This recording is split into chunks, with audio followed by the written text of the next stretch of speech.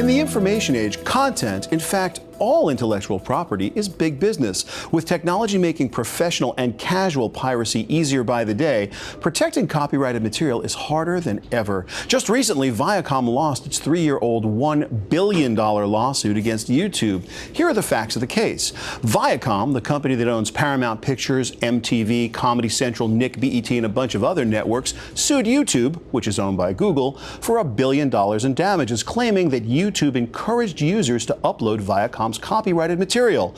The judge ruled in favor of Google, saying that YouTube is protected under the safe harbor provisions of the Digital Millennium Copyright Act because it instantly responded to Viacom's request to take down unlicensed content.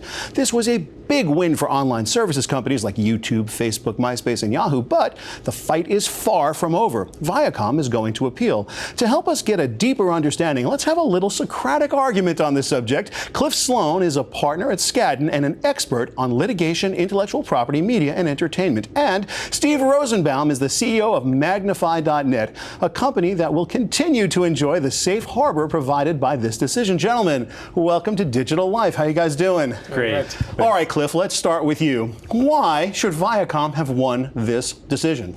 This is a very important case because it's about whether somebody can have a business model based on copyright infringement.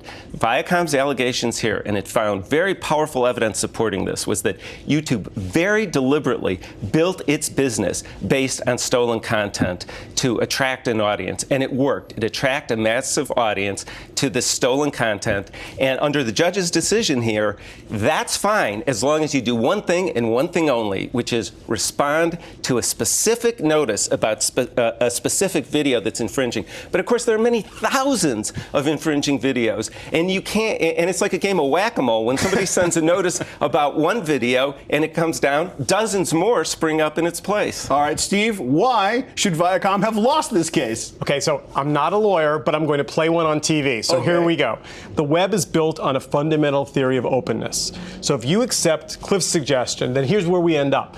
Every time you upload a photograph to Flickr, they're going to have to check in advance to make sure you haven't taken a picture of a copyrighted piece of art. Every time you upload something to eBay, they're going to have to make sure that that isn't a fraudulent or fake Gucci bag that you're selling. If you allow prior restraint in the way the web is built, then the Digital Millennium Copyright Act has to be thrown out, which, by the way, you can take that to Congress. You can make an argument that that law is wrong.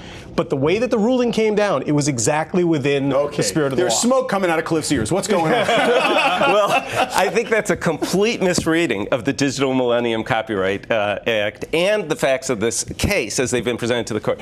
Under the DMCA, as it's known, in addition to notice and takedown, that's one requirement. But there's also a requirement if you have actual knowledge of copyright infringement, you have to take it down. And if you have what's called red flags knowledge, which are facts and circumstances that give rise to knowledge of apparent infringement, you have to take it down. And the judge's opinion here completely writes those out of the statute. And the thing is, in this parade of horribles that was just mentioned, that's not this case at all. In this case, you've got incredible emails saying, we know that 80% of the content on our site is infringing, is stolen. And that's great because we're getting a huge audience and resisting efforts, very simple, reasonable efforts. Let me give you one example. At one point... Wait, Steve, hold on a second. Before one example, what? Parade of horribles. Love that I was able to have a parade of horribles.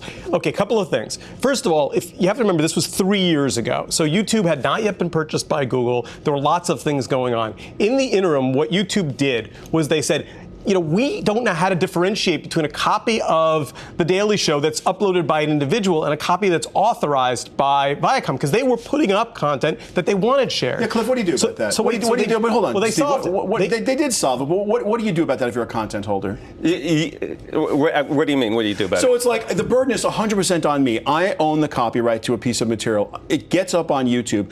I have to go police it myself. I'm a little guy. I'm one guy sitting there trying to look all over YouTube. That makes no sense to me. Steve, Cliff, this makes no sense to me. Well, what YouTube did was they said, register with us a print and say, this is ours, so that we can know that you're claiming ownership of this video, and we will then do a digital fingerprint and make sure there aren't other copies of it. And that system appears to be working. But, you know, 3 years, the web has moved very, very quickly in 3 years. Look, you know, first of all, one thing that should be clear, Viacom is challenging the pre-May 2008 policies of YouTube.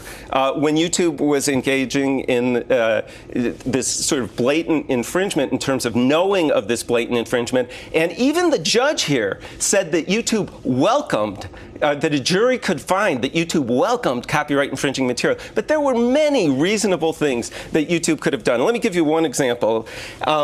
At one point, somebody at YouTube said, hey, you know what? We have this flagging technology where if a user thinks something is objectionable, if it's porn or something else, they can flag it for us. Why don't we do that for copyright violations? So they said, great, let's do it. And you know what? They got so many flags on it, and that it was leading to flagging very popular video. They said, let's not do that. These things are great draws. We don't want to. We're out of time, but here's what I need to know. Steve, is this appeal going to work or not? There isn't going to be an appeal. Appeal going to work or not? There's going to be an appeal, and it's going to be successful. Okay, there you have it here. Viacom YouTube. Absolutely nobody knows how this is going to go. We're going to watch it, though, because it's a really important case. I'm Shelley Palmer. You're watching Digital Life.